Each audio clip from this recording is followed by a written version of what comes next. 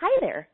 I'm Nadira Jamal, hostess of the Belly Dance Geek Clubhouse, and welcome to this special interview series with my fellow instructors at the 2014 Las Vegas Belly Dance Intensive. The LVBDI will be held September 4th through 7th at the Flamingo Hotel and Casino in Las Vegas. To learn more about the intensive or to register, visit bellydanceintensive.com. My guest today is Morwenna Assaf, who will be teaching Eastern Bedouin dance. Owner, choreographer, artistic director, and author of Middle Eastern educational books from Art and Dance Academy in Oceanside, California. Before that, Scheherazade Studios in Massachusetts. Morwenna is an international workshop teacher and sponsor and is married to Lebanese percussionist Walid Assaf. You can check her out at morwennaassaf.com. Thanks for joining me, Morwenna. Good afternoon. How are you? I'm doing great. Can you tell us about the workshop that you'll be teaching at the intensive? Sure. I'm teaching a workshop on the Eastern Bedouin tribes of the Middle East. Most people are not even aware that there are Bedouins in Lebanon, Jordan, and those surrounding countries. Lebanon is my area of expertise. And so that is where I am going because people have got so far off on Egyptian that they don't think anything else counts, and that's not true. So I've been doing this in several different locations in the country for the past several years and found that there is very much an interest in Lebanese dance. In fact, I think the Lebanese dance is having a comeback because of all the problems in Egypt. But, of course, now we have problems in Lebanon again, so who knows where that'll go. But it's still a very viable point and a place where the root of the dance comes from. And the Bekaa Valley area of Lebanon is rich with the heritage of dance and customs and all that good stuff. So that's where I come from and what I'm doing. Okay. Can you tell us a little bit about those dance styles that you'll be covering, how they overlap with rock sharky or completely different? They overlap like Hagala, like Saidi, like any of the folklore dances of Egypt, which most new dancers know about.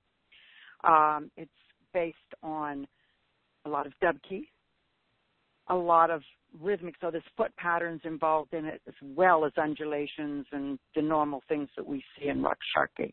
It's a folklore dance style. So you're not going to see high on the toes, elevated, beautiful lines, gorgeous arms, that kind of thing. It's a fun dance form. It's like learning dubki, only it's got more. Gotcha. And, why do you feel that's important for dancers to learn? Well, because I believe that dancers need to be educated in the dance forms that come from the area. I think if you claim yourself as an Egyptian dancer, which years ago when people used to say, what are you, and they'd say they were Egyptian, I immediately wanted to know which dancer they covered. Were you a Mona Said? Who were you patterning yourself after? And usually it was only after one dancer. Now it's expanded so that people are more aware of the fact that Egypt is a country and not a person. And so they'll pick up the things from the different dancers, but you also have to pick up from the styles in the different areas. So when you're doing Oriental, you have to know how to do Saidi. You have to know what the melody rhythm is. You have to know what Masmoudi is. There's so many other complex things that make up an educated dancer that knows what she's doing. And I feel that knowing the folklore and the background of the dances from the countries is beneficial to everybody. And not everybody can be just an Oriental dancer or a rock sharky dancer. They might not have the body, they might not have the style, they might not have the interest. But they do love the folklore, and the folklore is the background of the dance. It's from the folklore that you get the educated dancer. And it seems like even if you do have, a role model that you especially want to copy who's coming from a particular country, that dancer is making reference to all of these dances. And so you can, even if your goal is to be exactly like her, which is not my personal preference, but some people might like that, right? Right. It seems like that would give you a better understanding of why she's doing what she's doing. Absolutely. Absolutely. And I would like to just throw this in here for your benefit or for anybody else's. You are from Massachusetts. In Massachusetts, you still have good music, good dancers, good everything. When we go back home, we see the dancers who are out there. We go to all the restaurants. We are still friends with all the musicians that my husband and I were with for years. Out here, that is not the same scene that goes on. It's very different. And so people out here don't even have an idea where any of the dances come from. Mm-hmm. So, you know, and there's been a few discussions lately about all the new, what's going on new in the business. And Massachusetts still has it made. Boston still has music to die for. And we're so spoiled. It's a good thing. You know, you're lucky. You're very lucky. You're very blessed to have what you have there and the people that you have there, because it's not like that in the rest of the country. You know, when we do a show here, we have to hire a musician from Mexico City to come in, because there are no Arabic musicians in my area whatsoever, except my husband. And what's he going to do alone with a drum? Mm-hmm. You know, so we bring people in from elsewhere. We've had Mitchell here. We've had other people. Bashir's, our nephew, has been here. All these people have been here and done this, but it's not an on-day, everyday occurrence like you have in Boston. And I think the rest of the world should be exposed to that, too. They need all that, which goes back to the folklore again, you know.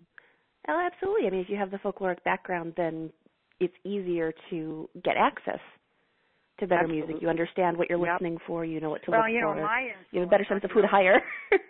Well, you know, from being in Boston for 30 years, you know, what do you have? You have Lebanese people. Mm-hmm. My family's from there. They're all Lebanese. Everybody's Lebanese. I didn't know as much about Egyptian, though I studied Egyptian dance. And I had to go to New York to study the dance because there was nobody else in Boston that knew what was going on, including me at the time. So we went to New York.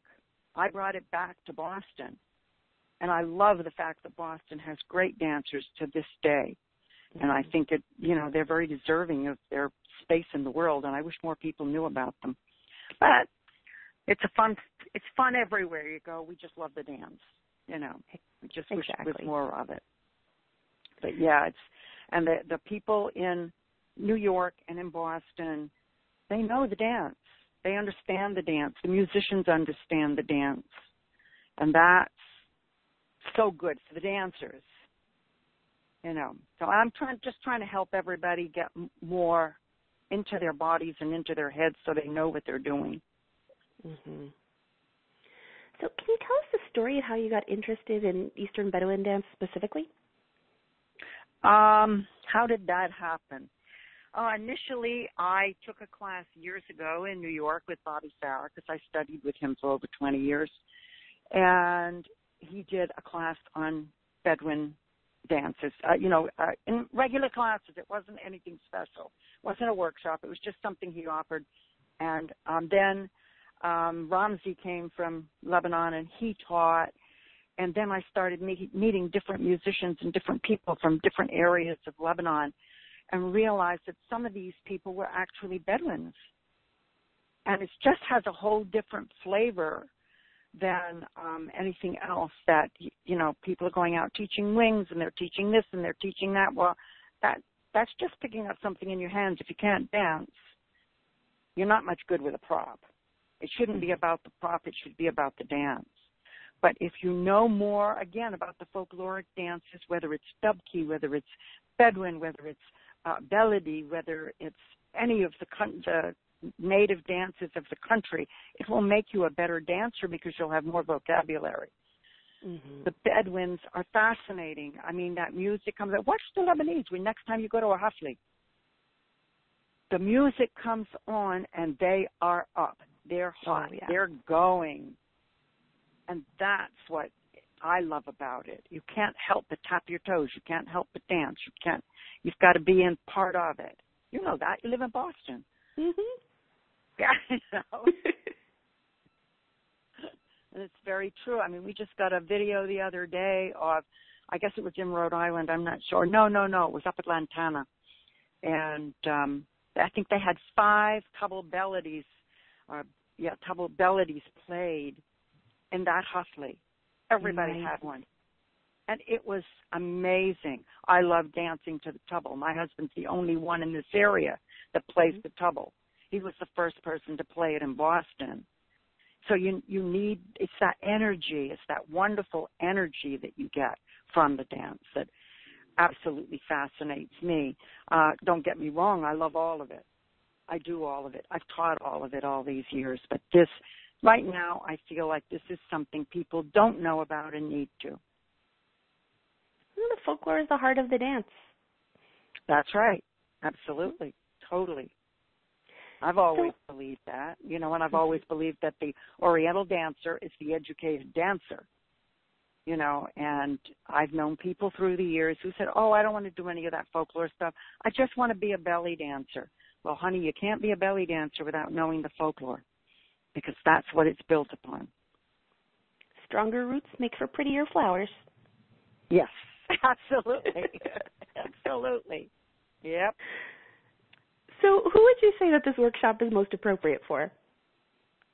I would say it should be good for anybody. Often when I do teach this, I do get the tribal dancers because they want another aspect to add to what they do. But usually anybody who's interested in the dance, period, and wants to learn more should take this.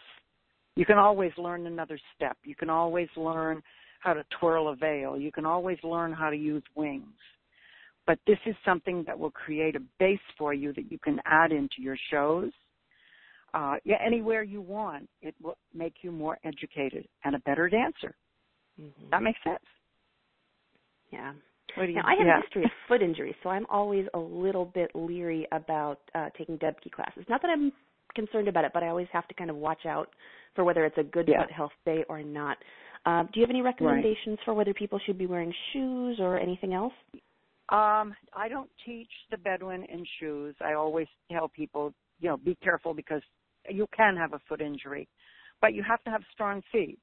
And if you don't work the muscles of your feet, you're not going to have strong feet, as long as you got to be, of course, be strong in the rest of your body too. I would say make sure you're doing a lot of pliés, a lot of relevés, all those things that allow you to have strength in your feet. But I won't kill them with that, believe me. I won't do that. Are you still there, Morwenna? Sorry, I think we lost you for a second. Oh, I'm sorry. Okay, well, we can cut this part out. I said I won't kill anybody. I think the last thing we heard from you was pliés and relevés. Yeah, well, you need the pliés and relevés. You need things to strengthen your feet for all dance forms. If you can't get on a releve, you can't do Rakshaki. You've got to be able to go into a releve, and that's not just a matter of going up on your feet. It's pulling up through your body. So you have to have strength for all dance forms. And just basically have a desire to learn something new, have fun with it, and enjoy it. Excellent. That's my take on the dance. The more you learn, the more you'll love it, the more you want to know, and the more you'll do, and the better you'll get. And then we have dancers and not a bunch of robots out there just doing moves. Mm-hmm. So is there a tip that you can share from your session that people can start working with now? What could I say? Yeah, so there's not a whole lot you can read up, unfortunately, on the Eastern Bedouins. When we were in Lebanon a couple of years ago, I did some research out through there because the teachers in Lebanon, they not only teach modern and ballet and jazz, they also teach Rakshaki, and they also teach Debke, and they also teach Bedouin. So I had lots of conversations with people there because I wanted to know, okay, what makes this different? Why? It's a different style. It's a new way of moving. And what makes it so different from Rakshaki is, of course, like you would never compare really Debke to Rakshaki. They're like, I always say this dance is a coin. On one side you have Oriental dance, on the other side you have the folklore, and on the periphery of the coin you have Debke. Well, this falls from the folklore into the dub key over into the sharky. So you've got the three facets all going on at once. I would say get some rest. Make sure when you come into Las Vegas, you are rested because it's going to be warm and you're going to have a lot of fun and there's going to be a lot to do. Mm-hmm. So what are you most excited about for this year's intensive? Well, this business is changing so much. Several things make it exciting for me, and one of them is the fact that I haven't been in Vegas in a couple of years. I think I was there in 2009. It always seems like I'm in Vegas and I go to Boston.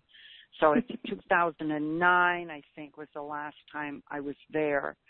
And I was there for Amaya had presented a new CD, and I ran into people there that I hadn't seen in ages, and I always do. But here on the West Coast, there's a few things that are happening that are very hurtful to the dancers, per se.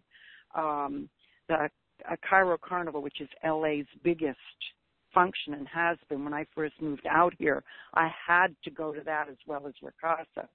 Ricasa, I understand, didn't do very well this year, and Cairo Carnival is closing down. They're not even doing theirs in June. So everybody in LA is very apprehensive about where the dance is going, and I'm glad that Samira is doing this and praying that it'll go really well for her, because the West Coast is kind of sliding off the edge. You know, they don't have anything to hold on to anymore. And that's kind of scary. Mm-hmm. And I think, and I know that there's people going to be there that I haven't seen in years, people from different parts of the country who are teaching, who are my peers years ago. You know, they go back a long way. And plus that, Las Vegas is a very exciting place to be. It's fun. Everybody, and I love these festivals because people come in and they're just interesting to see, interesting to talk to, and everybody's interested in the dance, and that makes it very exciting. And that was, you know, why people go to Ricasa, why they go to Cairo Carnival. I can't think, we never had anything on the East Coast that was that big. I have never been around while Zabeth has been doing her things, so I don't know how big that is. But being involved in something like this with people I've known for years, to me is very exciting. And also I'm getting at the end of my career, so I would like to be able to do this before I say sayonara. You know?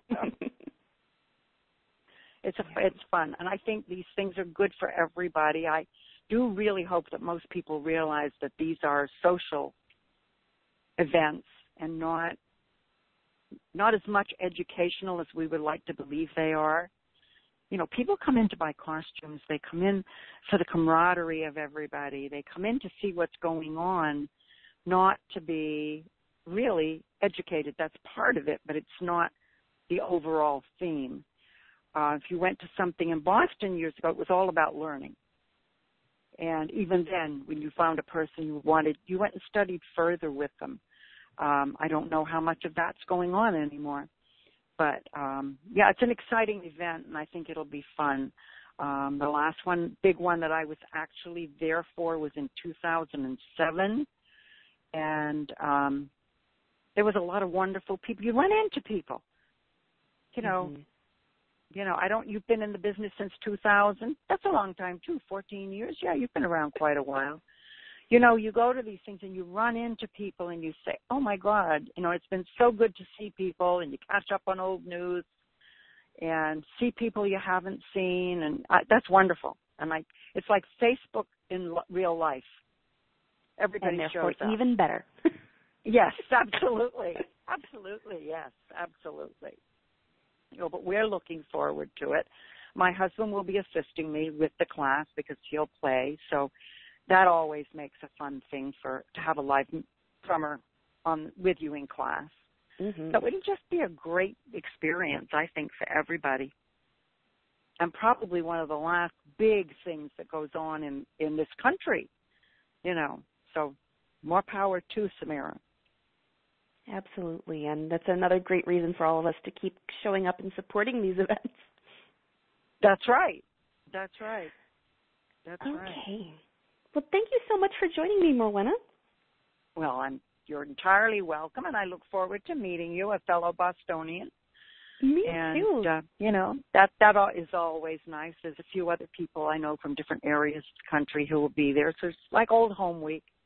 We'll probably be back in Boston in the fall again, but I think our time in California is limited at this point, and it's time to go home and take care of family again. We've been out here 18 years, and you just miss people so much, and there's nothing like a New Englander.